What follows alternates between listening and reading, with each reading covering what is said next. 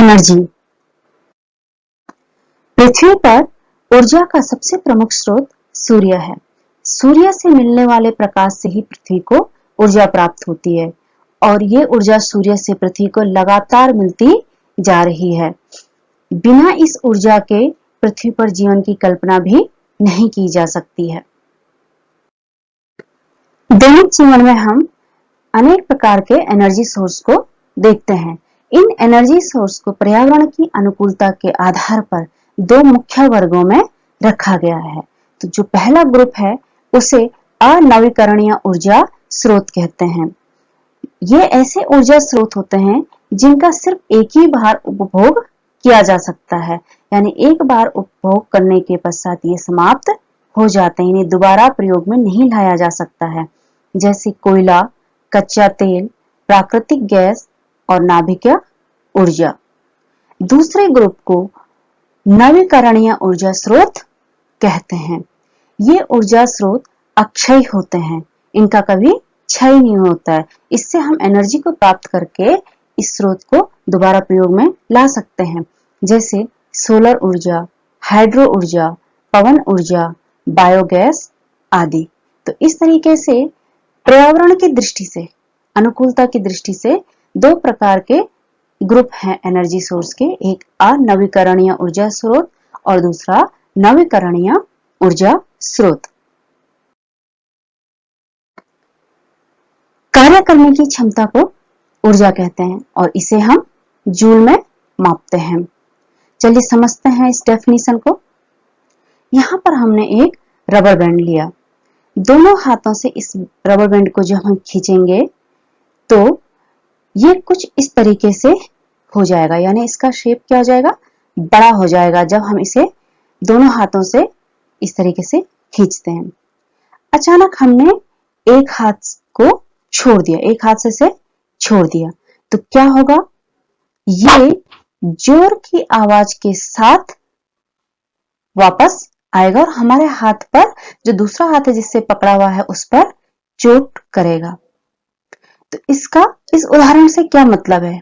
इस एग्जाम्पल का ये मतलब है कि जब हमने इस रबर बैंड को हाथों से खींच करके बड़ा किया तो हमने इस पे कुछ कार्य किया।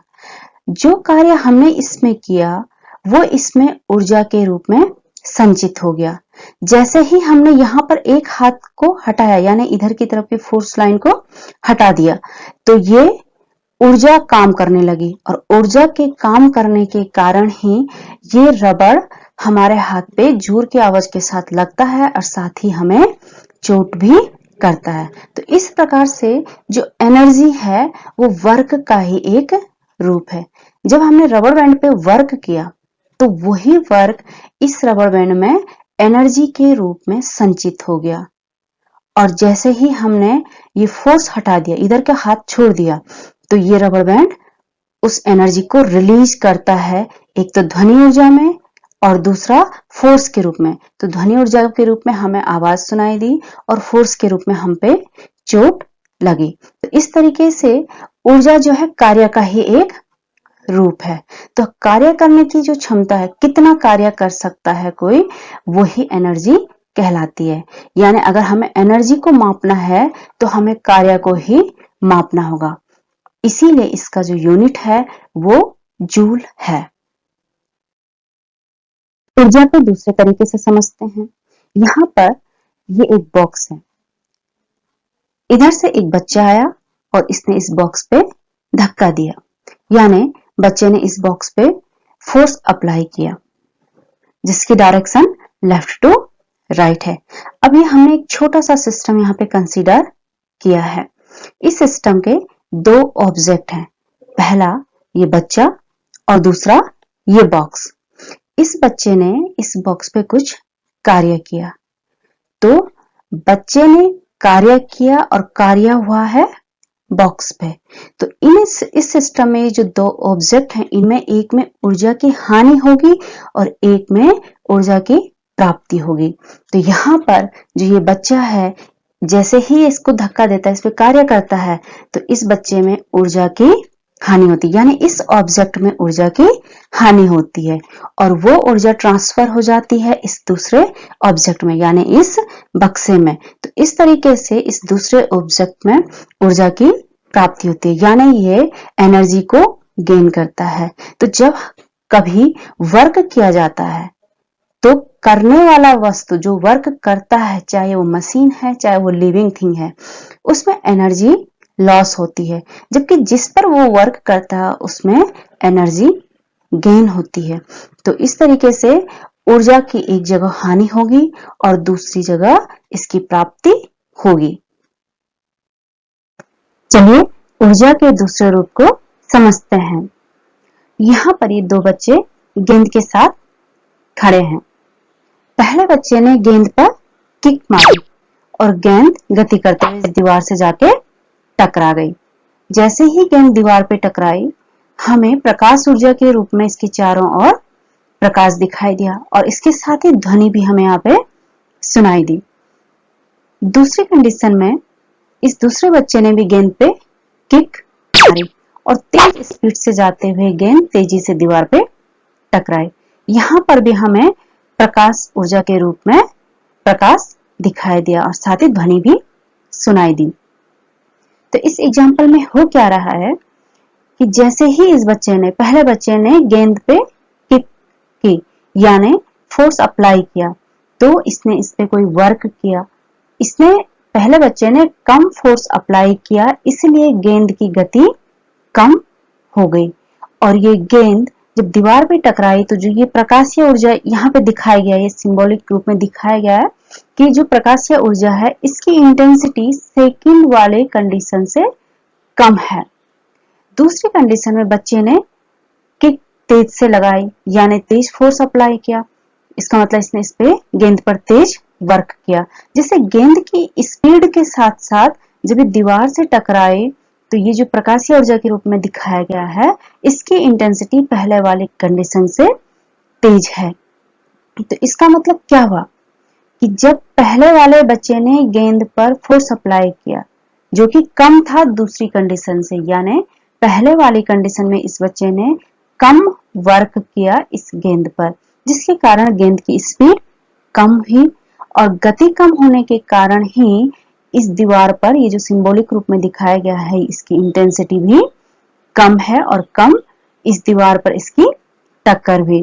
जबकि दूसरी कंडीशन में बच्चे ने तेज स्पीड से किक दी, यानी तेज फोर्स अप्लाई किया, अर्थात ज्यादा वर्क किया गेंद पर, जिसके कारण गेंद की स्पीड भी बढ़ी और जब दीवार से टकराई तो आवाज के साथ साथ जो ये लाइट है इसकी इंटेंसिटी भी अधिक हो गई।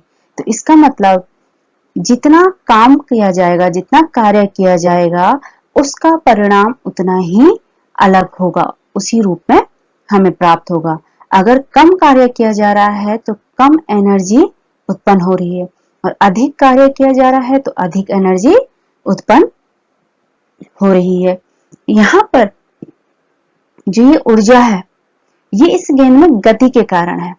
ये जब गेंद इस पे टकराए दीवार पे तो दूसरी कंडीशन में तेज गति से टकराए और पहली कंडीशन में धीमी गति से टकराए, जिसके परिणाम स्वरूप यहाँ पे दीवार पर ये लाइट कम और ज्यादा दिखाई दे रही है। तो अधिक गति के कारण अधिक ऊर्जा और कम गति के कारण कम ऊर्जा इस दीवार पर हमको दिखाई दे रही है। तो क्योंकि ये ऊर्जा गति के कारण है इसलिए इसे गतिज ऊर्जा कहते हैं। तो किसी भी वस्तु में गति के कारण जो ऊर्जा होती है उसे गतिज ऊर्जा कहते हैं। अब गतिज ऊर्जा के लिए सूत्र स्थापित करते हैं। पहले वाले कंडीशन को ही देख लेते हैं, दोनों में से कोई भी हम एक देख लेते हैं। तो जो पहली कंडीशन थी, जब प्रारंभिक स्थिति में गेंद इस बच्चे के पांव के पास थी तो उस कंडीशन में वो स्थिर अवस्था में थी। सपोज दैट उस समय उसका जो वेग है उसे इनिशियल वेलोसिटी या प्रारंभिक वेग से निरूपित करें और उसे u रखें तो u का वैल्यू समय कितना आ जाएगा, 0 आ जाएगा, क्योंकि गेंद स्थिर अवस्था में थी। जैसे ही बच्चे ने गेंद पर किक मारी और गेंद दीवार से जाके टकराई तो उस समय इसकी जो अंतिम वेलोसिटी थी, सपोज दैट वो v है, तो अंतिम वेग इसका v है। अब हमें यहाँ पर जो वर्क डन इस बच्चे ने गेंद पर किया वही वर्क डन गतिज ऊर्जा के रूप में यहाँ पर दीवार के साथ रिलीज हुआ है, तो हम वो वर्क डन कैलकुलेट कर लेंगे तो हमें गतिज ऊर्जा प्राप्त हो जाएगी। तो वर्क डन इक्वल टू होता है फोर्स इनटू डिस्प्लेसमेंट। फोर्स जो बच्चे ने किक मारी गेंद पर, और डिस्प्लेसमेंट बच्चे के पांव से लेकर के और दीवार तक की दूरी। तो ये हो जाएगा वर्क का फॉर्मूला। अब हमें यहाँ पर F और D कैलकुलेट करना है। तो गति के समीकरण के द्वारा हमें पता है गति का समीकरण होता है v square minus u square equal to twice a s, जहां v अंतिम वेग, u प्रारंभिक वेग, a त्वरण और s दूरी है। इसमें वैल्यू रखने पर u का मान 0 है, v का हमने v लिया है और s का मान हमने यहाँ पे d लिया है। तो हम वैल्यू पुट करेंगे तो ये आ जाएगा v square minus 0 equal to 2ad। इसे हम रीअरेंज करें तो इसे हम लिख सकते हैं d equal to v square upon 2a, यानी 2a v स्क्वायर के अपॉन में चला जाएगा। तो कार्य निकालने के लिए हमने d कैलकुलेट कर लिया। अब हमें f चाहिए, तो f इस बच्चे के द्वारा इस पे लगाया गया फोर्स है, तो ये फोर्स हो जाएगा गति के द्वितीय नियम के द्वारा ma, जहां a त्वरण है, m मास है। अब फोर्स F और D की वैल्यू इस इक्वेशन में रखने पे कार्य equal to F into D में रखेंगे तो हमें ये प्राप्त होगा कार्य equal to ma into v square upon 2a। यहां पर a से a कैंसिल हो जाएगा और हमारे पास बचेगा m v स्क्वायर अपॉन 2। तो कार्य निकल गया m v स्क्वायर अपॉन 2। तो जितना कार्य बच्चे ने गेंद पर किया वही कार्य इस गेंद में गतिज ऊर्जा के रूप में हमको देखने के लिए मिला। तो इस प्रकार से जो गतिज ऊर्जा है वो हो जाएगा हाफ m v स्क्वायर, और गतिज ऊर्जा का मात्रक भी जूल होता है। इसे हम कैपिटल K से डिनोट करते हैं। तो हम लिख सकते हैं capital K equal to half m v square joule. तो इस तरीके से हमें गतिज ऊर्जा का फॉर्मूला प्राप्त हो गया। चलिए ऊर्जा का दूसरा रूप समझते हैं। यहाँ पर हमने एक धनुष लिया है जो अभी नॉर्मल कंडीशन में है। हमें इस पर तीर चढ़ाना है। तो जैसे ही हम इस पे तीर लगाएंगे तो उसके लिए हमें क्या करना होगा, ये डोरी पर एक फोर्स अपोजिट डायरेक्शन में अप्लाई करना होगा, जिसके बाद ये कुछ इस तरीके से हो जाएगा। तो जब हमने इस पे तीर लगाया धनुष पे, तो ये डोरी, धनुष की डोरी तनित अवस्था में हो गई। ये तीर लगाने के लिए डोरी को जब हमने तनित किया तो इसका मतलब हमने इस पे क्या किया, कुछ वर्क किया। हमने इस पे कुछ वर्क किया। अब देखिए जैसे ही हम ये डोरी छोड़ेंगे ये तीर आगे की दिशा में चला जाएगा। तो इस तरीके से जब हमने इस पे वर्क किया और इस धनुष को इस विशेष स्थिति में पहुंचाया इसकी नॉर्मल स्थिति से, तो इस विशेष स्थिति में पहुंचाने के लिए हमने जो भी कार्य किया वो इसमें ऊर्जा के रूप में संचित हो गया। और वो हमें कैसे पता चला कि ऊर्जा के रूप में संचित है, वो हमें ऐसे पता चला कि जैसे ही हम इसे छोड़ेंगे ये तीर अपने आप आगे की ओर गति करने लगेगा। तो इसका मतलब जो हमने कार्य किया था वो अब इसमें एनर्जी के रूप में स्टोर हो चुका है, और हमारे छोड़ने के बाद वो स्टोर एनर्जी ही इस तीर की गति के लिए उत्तरदायी है। तो इस प्रकार से इस विशेष स्थिति में एक एनर्जी है, जबकि जब ये धनुष नॉर्मल स्थिति में था उस समय इस पे कोई भी ऊर्जा नहीं थी। तो ये विशेष स्थिति प्राप्त करने के लिए हमने क्या किया, इस पे कुछ वर्क किया। जितना भी वर्क किया वो इसकी इस कंडीशन में, इस स्थिति में एनर्जी के रूप में स्टोर हो गया।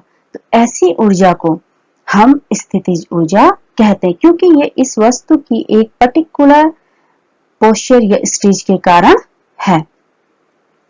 तो किसी वस्तु की विशेष स्थिति एवं विन्यास के कारण उसमें जो ऊर्जा निहित होती है उसी को हम स्थितिज ऊर्जा कहते हैं। अब पोटेंशियल एनर्जी के लिए फॉर्मूला ड्राइव करते हैं। यहाँ पर एक क्यूब रखा है, इस क्यूब को ग्राउंड से ऊपर उठाने के लिए हमें इस पे एक फोर्स अप्लाई करना होगा जिसकी डायरेक्शन अपवर्ड होगी। जब हमने इस पे फोर्स अप्लाई किया तो ये क्यूब सपोज दैट ग्राउंड से इस स्टेज पर चला गया, यहाँ पे हम इसको ले गए, माना इसकी हाइट ग्राउंड से h मीटर है। जब ये क्यूब यहाँ पे रखा होगा, इस हाइट पे होगा, तो इस पे एक वेट लगेगा, इसका जो भार होगा mg, वो नीचे की ओर होगा, यानी उसकी जो डायरेक्शन होगी पृथ्वी की ओर होगी। तो इस क्यूब को उठाने के लिए, पृथ्वी से उठाने के लिए जो हमें मिनिमम फोर्स अप्लाई करना होगा वो इसके वेट के बराबर अप्लाई करना होगा, यानी जो हमें इस पे फोर्स लगाना होगा वो हो जाएगा हमारा इसके वेट के बराबर, अर्थात F इक्वल टू mg, जहां m इसका द्रव्यमान है और g गुरुत्वीय त्वरण है जिसकी वैल्यू 9.8 मीटर पर सेकेंड स्क्वायर होती है। तो जब हमने इस क्यूब को जमीन से h हाइट पर ले गए तो इसमें हमने कुछ कार्य किया, और जो कार्य हमने किया वही इस क्यूब में अब एनर्जी के रूप में स्टोर होगा, यानी पोटेंशियल एनर्जी के रूप में वो स्टोर होगा। तो हमें वो वर्क डन निकालना है जो हमने इस क्यूब को जमीन से h हाइट तक ले जाने में किया है। तो work done W equal to हो जाएगा फोर्स इंटू डिस्प्लेसमेंट। ये फॉर्मूला होता है वर्क का, फोर्स इंटू डिस्प्लेसमेंट। यहां पर फोर्स है F और डिस्प्लेसमेंट है h, यानी हम इसे पृथ्वी सतह से h हाइट तक ले गए। अब जो फोर्स अप्लाई हो रहा है वो इसका मिनिमम फोर्स जो अप्लाई होगा वो इस क्यूब के वेट के बराबर हमें इस पे लगाना पड़ेगा इसको उठाने के लिए। तो ये हो जाएगा W equal to mg into h, यानी mgh। तो ये हो गया टोटल वर्क डन जूल। इतना हमने इस क्यूब को पृथ्वी सतह से ग्राउंड से h हाइट तक ले जाने में कार्य किया। जब ये ग्राउंड पे था, यहां से हमने इसे h हाइट तक ले गए तो हमने कार्य किया mgh, और किया गया कार्य ही इस क्यूब में एनर्जी के रूप में यहाँ पर स्टोर होगा, जो कि इसकी विशेष स्थिति, जब ये ग्राउंड है यहां से ऊपर, ये जो विशेष स्थिति है इसके रूप में इसमें संचित होगा।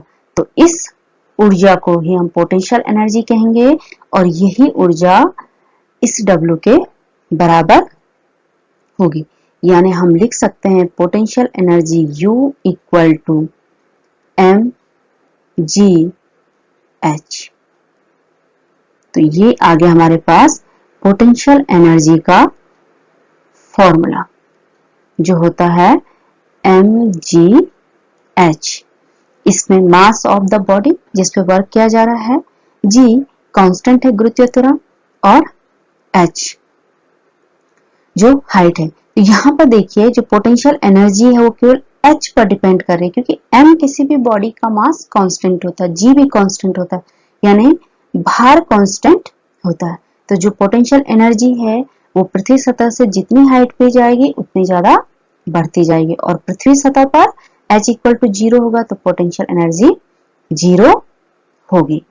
तो इस तरीके से हमने पोटेंशियल एनर्जी का फॉर्मूला ड्राइव कर लिया, जो कि mgh जूल के बराबर है। देखिए बच्चा गति कर रहा है, अचानक से एक बड़ी से टायर की रिंग इसके सामने आ गई। बच्चे ने क्या किया, और इस डायरेक्शन में ले गया। अब जैसे ही बच्चा इस रिंग को छोड़ेगा, गति करने लगेगा, इधर उधर गति, left to right, right to left गति करने लगेगा। तो ऐसा क्यों हुआ, या इसके पीछे क्या रीजन है? तो इसके पीछे ये रीजन है कि जब बच्चे ने टायर को एक डायरेक्शन में ले गया, अपनी ओर ले गया, तो इसने इस पे कुछ वर्क किया, और वो वर्क इसमें स्थितिज ऊर्जा के रूप में संचित हो गया। उसके बाद जब बच्चे ने जैसे ही टायर को छोड़ा तो इसकी जो स्थितिज ऊर्जा है वो गतिज ऊर्जा में चेंज हो गई और टायर अपने आप इस डायरेक्शन में गति करने लग गया। जब ये इधर सबसे राइट मोस्ट पे पहुंचा तो इसकी जो गतिज ऊर्जा है वो फिर से शून्य हो गई या कम हो गई, मिनिमम हो गई और स्थितिज ऊर्जा मैक्सिमम हो गई। उस स्थितिज ऊर्जा के कारण फिर से ये इस डायरेक्शन में गति करने लगा। तो इस प्रकार से ये टायर निरंतर ऐसे ही गति करता रहेगा जबकि इस पे वायु का कोई प्रतिरोध ना हो। यानी अगर ये कंडीशन निर्वात में ये घटना घटती तो ये टायर कंटिन्यूअसली इस तरीके से गति करता रहता, लेकिन पृथ्वी पर ऐसा पॉसिबल नहीं है। कुछ ही देर पे जाके 1-2 राउंड के बाद टायर रुक जाएगा क्योंकि पृथ्वी पर वायुमंडल में प्रतिरोध है जो वायु के कारण इस टायर पे प्रतिरोध अप्लाई करता है और इसकी गति का विरोध करता है। चलिए अब लॉ ऑफ एनर्जी कंजर्वेशन को समझते हैं कि ऊर्जा संरक्षण का नियम क्या है। देखिए यहाँ पर एक बिल्डिंग है जिसकी छत में बच्चा खड़ा है और इसके पास एक गेंद है। बच्चे ने गेंद को नीचे गिराया और गेंद ग्राउंड पर आ गई। इस एग्जाम्पल से हम एनर्जी कंजर्वेशन को समझेंगे कि कैसे यहाँ पे एनर्जी कंजर्वेशन का रूल अप्लाई हो रहा है।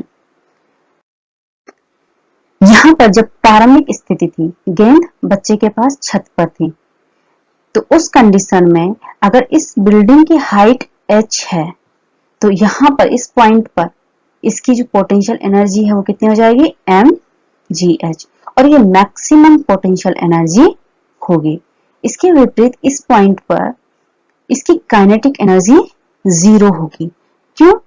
क्योंकि k इक्वल टू होता है हाफ m v स्क्वायर और जो v है वो यहाँ पर क्या है 0 है। इस कंडीशन में जब गेंद छत पर बच्चे के पास है तो वेग 0 है क्योंकि गेंद स्थिर है, तो इसलिए ये 0 होने के कारण काइनेटिक एनर्जी इस स्थिति में 0 हो गई। अब जैसे ही बच्चे ने गेंद को यहां से नीचे गिराया तो गेंद के गिरते गिरते पोटेंशियल एनर्जी 0 और काइनेटिक एनर्जी मैक्सिमम हो जाएगी। अर्थात जब गेंद जमीन पे पहुंच गई तो पोटेंशियल एनर्जी 0 हो जाएगी जबकि उस कंडीशन में काइनेटिक एनर्जी मैक्सिमम होगी। ये वह स्थिति है जब गेंद धरती से टकराती है। जैसे ही बच्चे ने गेंद ऊपर से फेंकी और गेंद जब धरती पर टकराएगी, ये उस पॉइंट पे है कि पोटेंशियल एनर्जी 0 और काइनेटिक एनर्जी मैक्सिमम होगी क्योंकि जब गेंद धरती पर टकराएगी तो उसकी वेलोसिटी मैक्सिमम होगी, इस वजह से काइनेटिक एनर्जी मैक्सिमम होगी। और उस समय जब गेंद पृथ्वी पर टकरा रही है तो हाइट इसकी पृथ्वी से 0 हो जाएगी, इसलिए पोटेंशियल एनर्जी 0 हो जाएगी। तो इस तरीके से जब बच्चे ने गेंद को छत से गिराया तो पोटेंशियल एनर्जी मैक्सिमम से मिनिमम यानी 0 की ओर गई और काइनेटिक एनर्जी 0 से मैक्सिमम एनर्जी को प्राप्त हुई। तो यहां पर देखते हैं कि एनर्जी कंजर्वेशन का रूल कैसे अप्लाई हो रहा है। बच्चे ने गेंद को फेंका तो गेंद पर पृथ्वी के कारण वर्क किया गया जो कि इस पे कुल एनर्जी के रूप में होगा। ये एनर्जी अगर हम इसे कैपिटल E से डिनोट करते हैं तो ये capital E potential energy U plus kinetic energy के सम के बराबर होगा। किसी भी समय इस घटना में जो टोटल एनर्जी है वो पोटेंशियल एनर्जी और काइनेटिक एनर्जी के योग के बराबर होगा, यानी जो टोटल एनर्जी है वो इन दोनों के बराबर होगी। तो पहली कंडीशन जब गेंद छत पर खड़ी है, यहाँ पर पोटेंशियल एनर्जी मैक्सिमम है जो mgh है और काइनेटिक एनर्जी 0 है। तो यानी अगर हम इसको यहाँ पे u ले लें और ke 0 ले लें तो E इक्वल टू इस कंडीशन में हो जाएगा u, यानी जो टोटल एनर्जी है वो कुल पोटेंशियल एनर्जी के बराबर हो जाएगा। नेक्स्ट कंडीशन में सपोज हमने इसको h/2 हाइट तक कंसीडर किया तो इस हाइट पे हमने देखा कि जो पोटेंशियल एनर्जी है ये हाफ हो गई है डिक्रीजिंग ऑर्डर में, और काइनेटिक एनर्जी भी हाफ हो गई है डिक्रीजिंग इंक्रीजिंग ऑर्डर में। तो इन दोनों का सम फिर काइनेटिक और पोटेंशियल एनर्जी का सम E के इक्वल होगा। एंड लास्ट वन जो हम तीसरे में स्टेज ले रहे हैं, जब गेंद पृथ्वी पर टकराएगी यानी H इक्वल टू जब 0 होगा, तो उस कंडीशन में पोटेंशियल एनर्जी 0 और काइनेटिक एनर्जी मैक्सिमम हो जाएगी। तो इस स्थिति में भी हमने देखा कि जो E है उसकी वैल्यू कांस्टेंट है। तो इस तरीके से एक एनर्जी के घटने पर दूसरी एनर्जी बढ़ रही है। जिस मात्रा में पहली एनर्जी घट रही है उसी मात्रा में दूसरी एनर्जी बढ़ रही है। तो इस प्रकार से इस एग्जाम्पल में हमने एनर्जी कंजर्वेशन को देखा, यानी कुल ऊर्जा कांस्टेंट है। चलिए अब इसके लिए हम डेरिवेशन या मैथमेटिकल तरीके से इसको सिद्ध करते हैं। चलिए मैथमेटिकल तरीके से एनर्जी कंजर्वेशन को सिद्ध करते हैं। हमने यहाँ पर 3 पॉइंट कंसीडर किए हैं। पहला पॉइंट जब गेंद बिल्डिंग की हाइट h पर था, दूसरा पॉइंट जब गेंद हाफ हाइट यानी h इक्वल टू h/2 पर था, और तीसरा पॉइंट जब गेंद ग्राउंड पर यानी h इक्वल टू 0 पर थी। तो तीनों कंडीशन के लिए हम टोटल एनर्जी कैलकुलेट करेंगे। टोटल एनर्जी को अगर हम E से रिप्रेजेंट करें तो E इक्वल टू हो जाएगा potential energy U plus kinetic energy के E। इसे मैं इक्वेशन नंबर कैपिटल A से डिनोट कर लेती हूँ।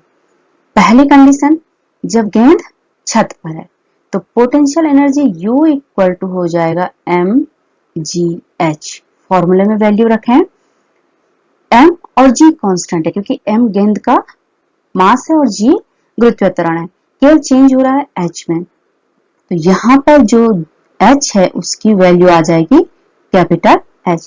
पृथ्वी तल से गेंद की ऊंचाई, और पृथ्वी तल से गेंद कहां पर है, छत पर है यानी h हाइट पे है, तो ये आ जाएगा पोटेंशियल एनर्जी।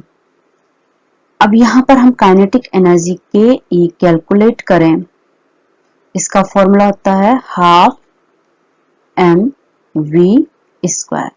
क्योंकि गेंद स्थिर अवस्था में है तो वेलोसिटी 0 होगी, तो यहां पर जो काइनेटिक एनर्जी है 0 होगी।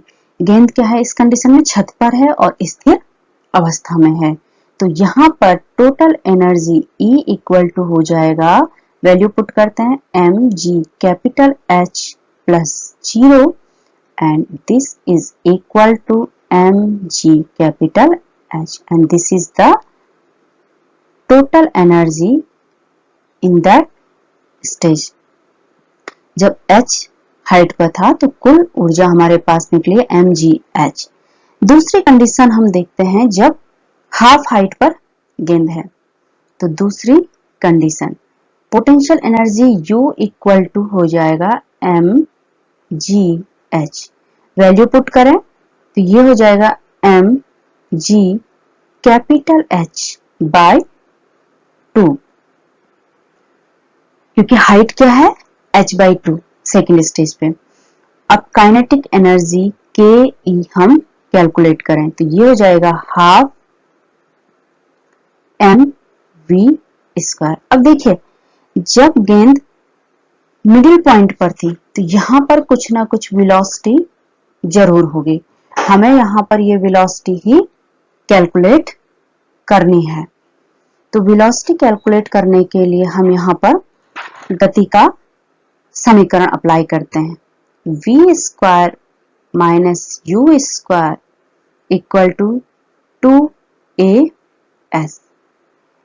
तो यहां पे सपोज दैट वेग v² है तो v² माइनस u प्रारंभिक वेग है जबकि गेंद छत पर थी, तो प्रारंभिक वेग क्या है 0, क्योंकि गेंद 0 स्थिति पे 0 वेलोसिटी में थी यानी गेंद स्थिर थी। 2 a की जगह क्या आ जाएगा यहाँ पे स्मॉल g, क्योंकि गेंद गुरुत्वाकर्षण के अधीन गति कर रही है, और s की जगह आ जाएगा हाइट। तो हाइट कितना है यहाँ पर h/2, 2 से 2 कैंसिल हो गया, तो हमारे पास v² इक्वल टू बचा G capital H। V square की वैल्यू काइनेटिक एनर्जी की इस इक्वेशन में सब्स्टिट्यूट करने पर हमारे पास के ई इक्वल टू आ जाएगा हाफ m और v स्क्वायर की जगह आ जाएगा small g and capital H। तो पोटेंशियल एनर्जी की वैल्यू और काइनेटिक एनर्जी की वैल्यू इक्वेशन नंबर ए में पुट करें तो ये आ जाएगा E equal to m g h by 2 plus half m g h and half equal to 1 तो हमें मिल जाएगा E equal to m g capital H। This is the total energy at the point of half H। And last condition, third condition, जबकि गेंद पृथ्वी पर टकराती है तो potential energy U equal to m g h में value रखने पर H की वैल्यू 0 हो जाएगी तो पोटेंशियल एनर्जी 0 हो गई। अब यहां पर हम काइनेटिक एनर्जी को निकालेंगे तो ये हो जाएगा kinetic energy half m v square. हमें v कैलकुलेट करना होगा तो v कैलकुलेट करने के लिए जो अंतिम वेलोसिटी है वो हमारे पास v है और जो प्रारंभिक वेलोसिटी है वो हमारे पास 0 है। तो हम जब इसकी वैल्यू पुट करेंगे तो जब हम इसकी वैल्यू पुट करेंगे तो ये हो जाएगा v square minus u square equal to 2s a s। इसमें वैल्यू रखें तो ये v square minus 0 equal to 2 a की जगह g और s की जगह आ जाएगा कैपिटल H। क्योंकि गेंद ने कुल जो डिस्टेंस कवर की है वो h डिस्टेंस कवर की है, h डिस्टेंस ये चला है तो यहां पर आ जाएगा v square equal to 2gh। तो काइनेटिक एनर्जी के ई इक्वल टू हो जाएगा हाफ m और v स्क्वायर की जगह 2gh, 2 से 2 कैंसिल तो हमारे पास आ जाएगा ये mgh। अब थर्ड स्टेज में भी हम टोटल एनर्जी निकालते हैं तो total energy E equal to potential energy plus kinetic energy और यहां पोटेंशियल एनर्जी कितनी है 0 और काइनेटिक एनर्जी निकली है हमारे पास mgh। तो ये वैल्यू हम यहां पे रख लें mg कैपिटल H। तो ये हो जाएगा E इक्वल टू mgh। तो इस तरीके से इस एग्जाम्पल में हमने 3 पॉइंट कंसीडर किए, पहला h हाइट पे, दूसरा हाफ हाइट पे और तीसरा 0 पे। तीनों कंडीशन में हम देख रहे हैं कि total energy E equal to mgh, E equal to mgh और E इक्वल टू mgh हमें मिल रही है, यानी टोटल एनर्जी कांस्टेंट है जबकि पोटेंशियल एनर्जी और काइनेटिक एनर्जी की वैल्यू चेंज है। पहले स्टेज में मैक्सिमम पोटेंशियल एनर्जी है और काइनेटिक एनर्जी 0 है। जब हमने मिड पॉइंट लिया तो पोटेंशियल एनर्जी भी हाफ है और काइनेटिक एनर्जी भी हाफ है, जबकि थर्ड स्टेज में पोटेंशियल एनर्जी 0 और काइनेटिक एनर्जी मैक्सिमम है। तो इस तरीके से इस एग्जाम्पल के द्वारा हमने विभिन्न स्थितियों में देखा कि कुल ऊर्जा नियत है, तो अर्थात ये प्रदर्शित करता है कि जब ऊर्जा पोटेंशियल से काइनेटिक में चेंज होती है, रूपांतरित होती है, तो किसी निकाय की, एक सिस्टम की कुल ऊर्जा कांस्टेंट होती है या संरक्षित होती है। तो इसी को ऊर्जा संरक्षण का नियम कहते हैं, अर्थात ऊर्जा को ना तो उत्पन्न किया जा सकता और ना ही नष्ट किया जा सकता है, इसका केवल रूप परिवर्तित होता है। जैसे यहां हमने इस एग्जाम्पल में देखा कि पोटेंशियल एनर्जी काइनेटिक एनर्जी में कन्वर्ट हो रही है। तो इस तरीके से हमने मैथमेटिकल तरीके से भी एनर्जी कंजर्वेशन को सिद्ध कर लिया। एनर्जी का जो रूप हमने यहाँ डिस्क्राइब किया उसे मैकेनिकल एनर्जी कहते हैं। और मैकेनिकल एनर्जी दो प्रकार की होती है, potential energy and kinetic energy. Hindi में इसे यांत्रिक ऊर्जा कहते हैं और ये स्थितिज ऊर्जा और गतिज ऊर्जा के रूप में होती है। Thank you.